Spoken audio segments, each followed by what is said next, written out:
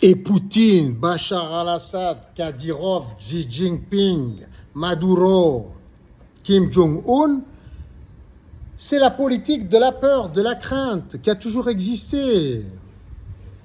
Comme Moïse, comme avec Abraham, comme avec David, comme avec Salomon, il y a cette notion de crainte, de peur, de faire peur pour maîtriser, pour convaincre, pour manipuler. Alors que nous sommes tous Dieu, et le fait de détacher Dieu de nous, cela nous rend esclaves. Cela nous rend esclaves. Et Moïse, il avait très bien compris, c'était un Égyptien à la base. C'était un militaire, et encore, au-dessus, c'était un... Comment dirais-je? Il faisait partie de la famille royale, de Pharaon. Donc, il connaissait toutes les astuces de la maison, on va dire. Surtout qu'en plus, eux, ils avaient un côté aussi très spirituel. L'Égypte ancienne, la religion égyptienne est encore plus ancienne que le judaïsme, que l'hindouisme, que le bouddhisme, je crois. Je crois que ça vient juste avant le chamanisme et le totémisme. Ah, pour vous dire.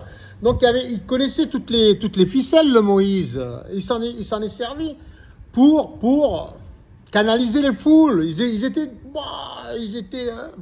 des milliers dans le désert quand ils sont sortis d'Égypte. Ah, c'est tout. Donc là, maintenant, faut qu'on fasse ce travail sur nous pour qu'on comprenne, on réalise tout ce qui s'est passé. Et Jésus l'a très bien compris parce que lui-même était un dictateur dans son enfance. C'est relaté, je crois. Je crois que c'est dans le... ça n'a pas été reconnu, toujours pareil, par le Vatican. Pourquoi? On se demande pourquoi. C'est un dictateur, il paraît, de 0 à 12 ans. Et c'est pas des miracles, c'est pas des bénédictions, c'est pas des guérisons, et il ressuscitait pas, hein. Il tuait d'un seul regard, d'une seule pensée. J'ai ce pouvoir aussi. On en a déjà parlé dans une vidéo précédente. Vous pouvez tous l'avoir aussi. Mais vous êtes, heureusement d'ailleurs, vous n'êtes pas sur votre fréquence, bonne fréquence, heureusement.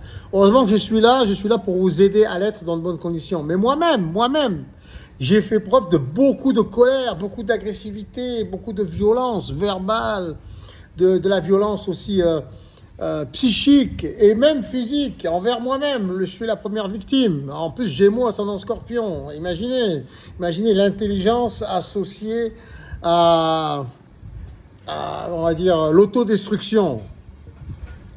Je suis spécialiste, grâce à mon Gémeaux, je suis spécialiste dans l'autodestruction.